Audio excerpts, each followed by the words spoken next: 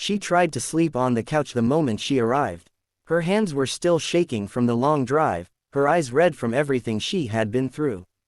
Snow tapped softly against the window, and the warm glow of the lamp cast a small circle of light around her. She curled into the corner of the couch like someone trying to disappear. But before she could settle, he stepped out of the hallway and said gently, "You don't have to sleep there. The bed is big enough for two." That one sentence stopped her breathing for a moment. She had known Liam for years, first as a friend of her brother, then as someone she grew to trust. But tonight was different. Tonight she wasn't just visiting.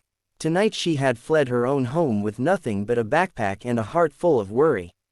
Her long-term relationship had ended badly, painfully, with words she couldn't take anymore. She drove through half of British Columbia's winding roads just to escape the weight of it all. Liam was the only person she could think of who would open the door without asking questions.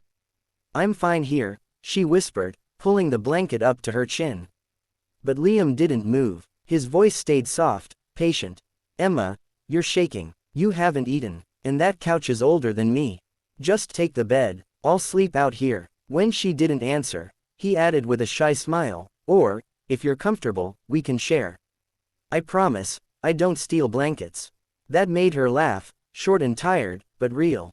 And somehow, that tiny laugh broke something inside her, the fear, the embarrassment, the stubbornness. She finally nodded, almost unable to lift her eyes to his. They walked to the bedroom, the soft hum of the heater filling the silence between them. She climbed into one side of the bed, staying as close to the edge as she could. He lay down on the other side, giving her space. Between them, the room felt strangely safe. Minutes passed. She stared at the ceiling, but sleep refused to come. Her mind kept replaying the arguments, the broken promises, the loneliness she had been carrying for months. Liam noticed her breathing shift. "You don't have to pretend you're okay," he said quietly. "Not here." His voice carried something she hadn't heard in a long time, genuine care, no judgment, no pressure. She turned her head slightly toward him. The dim light from the hallway rested on his face. "I feel like everything in my life fell apart in one night," she whispered. "I don't even know who I am anymore." Liam shifted closer, not touching her, just close enough to let her feel his presence. "Emma, you're stronger than you think. You left something that was hurting you.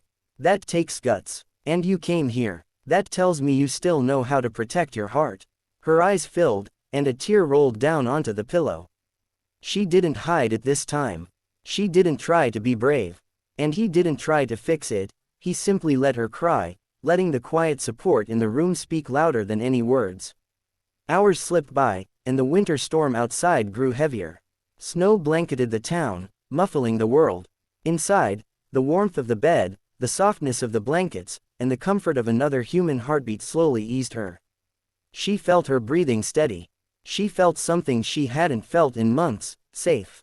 In the middle of that deep silence, Emma whispered, "Thank you, for being here.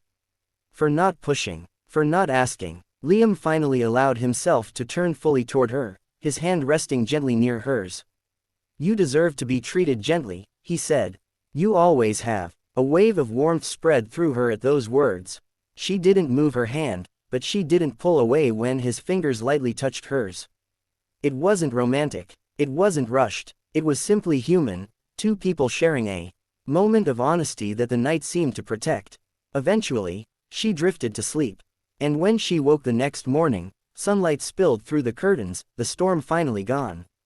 Liam was already awake, sitting on the edge of the bed, looking at her with a soft smile. "There you are," he said.